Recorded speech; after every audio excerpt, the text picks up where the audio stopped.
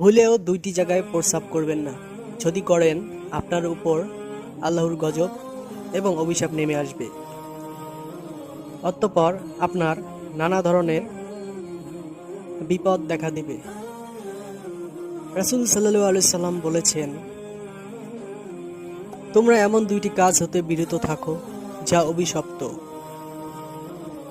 তখন সাহাবীগণ জিজ্ঞাসা করলেন, ইয়া আল্লাহর রাসূল, সেই অভিশপ্ত কাজ দুটি এবং কাজগুলো কি কি? যে ব্যক্তি মানুষের যাতায়াতের রাস্তা এবং একটি গাছ, তার নিচে মানুষ বসে বিশ্রাম করে, এইসব জায়গায় যদি প্রস্রাব করে, আল্লাহ তাআলা আমাদের বুঝার তৌফিক দান করুন, আমিন। এবং আমাদের ইসলামিক চ্যানেলটি সাবস্ক্রাইব করে আমাদের পাশে থাকবেন। নতুন নতুন ভিডিও আপলোড